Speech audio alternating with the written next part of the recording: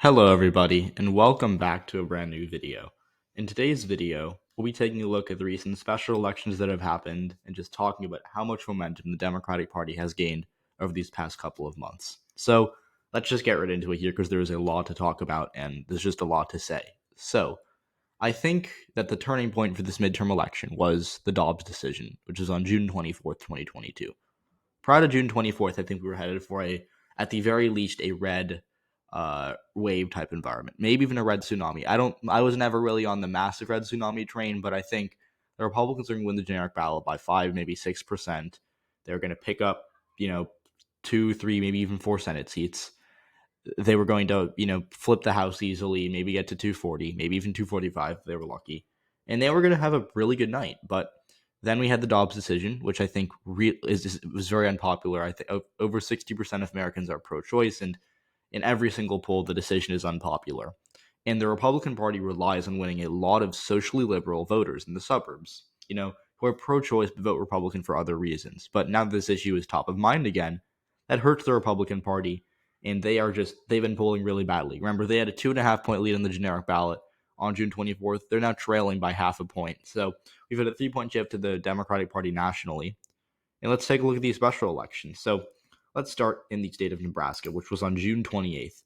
So what we saw here was a Republican victory, honestly, or as you might expect, but it was only by 6.4%. And again, this is the Trump won by nearly 12. So we saw a 6.0 performance for the Democrats, and we saw Patty Pansing Brooks, who was a state senator, who was the Democratic candidate, did very, very well in Lancaster County, which is the home of Lincoln. She outran Biden there, and she had really good turnout there. And overall, she just, she was able to almost win this election on the back of only one county, and she did very, very well in those areas. So that was the first sign I think the Democrats were headed for a fairly good election, or fairly good midterm, because they did very well in this suburban Nebraska Omaha Lincoln race. Then on August 9th, we had a special election, Minnesota's first district, between Brad Finstead and Jeff Ettinger. Unfortunately, the incumbent Republican Jim Hagedorn passed away, so we had a special to replace him and fill out the remainder of his term. Again, this is a seat that Trump won by 10 points, but it was only a 4 point victory for the GOP. Jeff Ettinger was able to actually flip a county, I believe, and he did very, very well in Nicollet and Blue Earth County, which are more urban, very much bigger counties. He also did very well in Olmsted, which is home of Rochester, and he did just very well in the suburbs, and he performed, essentially on par with Biden in rural areas and a little ahead of him in the suburbs and urban areas. So very, very strong showing for the Democrats in Minnesota that they came within 4 points of winning a Trump plus 10 district. And then in Kansas, on August 2nd, we had an abortion referendum, and it was overwhelmingly rejected by voters. It lost 59-41. It wasn't even close. I had the abortion referendum failing by 4 points. It failed by 18 points. It was not even close. So again, this isn't like a partisan thing. A lot of Republicans voted to keep abortion legal in Kansas, but again, something you have to remember is that this, referendum is inherently good for Democrats because they are seen as the more pro-choice party. It also helps Laura Kelly potentially win re-election, even though I do think she's still an underdog. So that's those are the special elections, and then we had a New York election.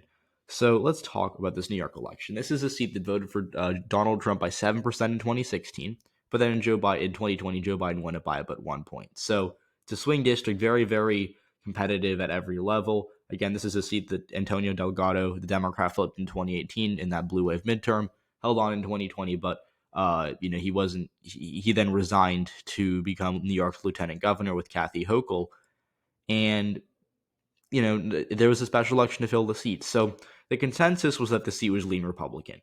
In every single poll we saw, and I'll show you, it was rated as lean or a toss-up, and all the polls had Mark Molinaro winning. The first one had him up by 14. This one had him up by 3. This one had him up by 10.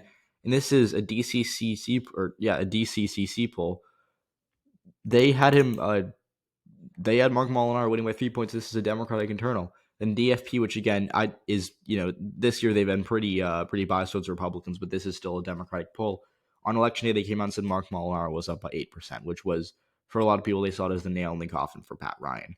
Another thing was that even though Ryan and Molinaro raised essentially the same amount of money, what happened was their Republican Party spent more money, and I know that it said that they had more cash on hand, but this is as of August 3rd, and I think at the end of the month, it's going to be revealed that they outspent the Democrats. I've heard 4-1. They outspent the Democrats here, so they outspent the Democrats. They were up in the polls, either toss up really Republican, and so yeah, that's it. It was looking like it was going to be a Republican flip, and probably by a handy a good amount, because again, Mark Molinaro, who was the Republican candidate, I'll pull him up right here.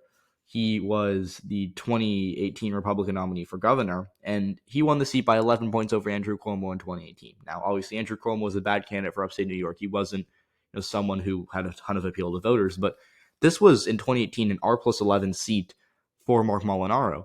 And so the consensus was that he was going to win it by maybe half of that, 6-7%, because he was well known in the area, he was popular, and he was a Republican, didn't really talk about abortion as much. And the consensus was that he was going to get some moderates, and special election, having outraised Pat Ryan, having higher name recognition, being able to win this seat. So then on election day, I tweeted this, and yes, I'm going to be arrogant here, but I say it somewhat ironically. But I just wanted to see what my reasoning was and explain what happened. So I said, look, I know this is a really hot take, but I think Pat Ryan is very narrowly favored to win New York 19 tonight.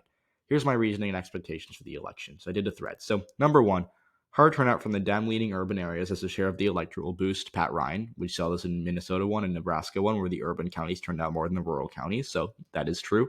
That ended up happening. Whereas you can see here, what we saw was that Pat Ryan did very well in Ulster County. He was county executive there. He won up by 24 points, and he outran Biden by, I think, 6% in Ulster County.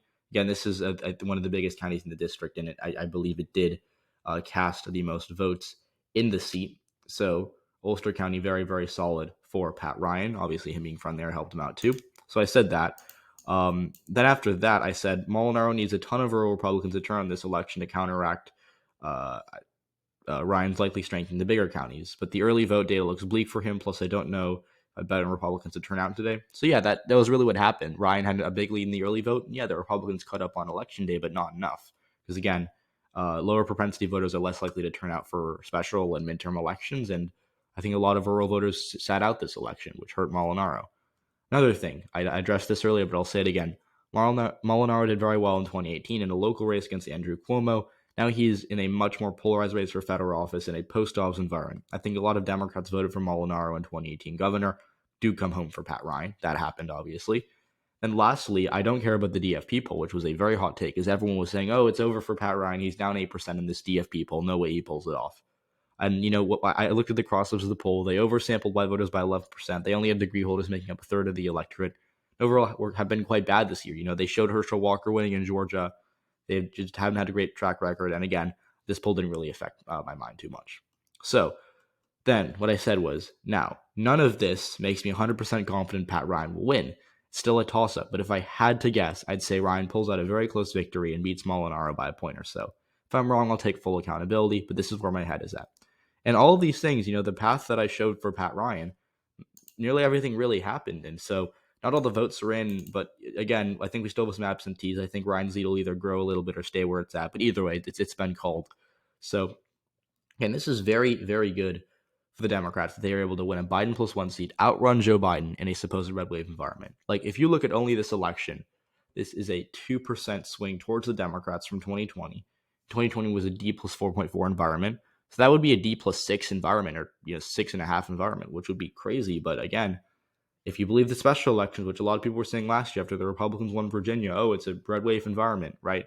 Well, if you said that back then you got to be saying this now, because these special elections have been really good for Democrats in Nebraska, Minnesota, Kansas, now New York. In addition to that, you can talk about, you can make excuses for New York 19, but on the same day, in New York 23, let's take a look quickly here. New York 23, let's see this right here. This was a seat that Trump won by 11.2%. And this special election, the Democrats only lost it by 6.6%. So again, that is a 4.6% swing towards the Democratic Party. A district in rural New York, and again, they only won one county, Tompkins County, which is where Cornell is, obviously, or Ithaca and Cornell. And everywhere else they lost all these counties, but they did better in the rural areas. And Max Deapia, I don't know really much about him, but he had quite a strong showing here. Him getting nearly 47% of the vote in the seat that Biden lost by 11.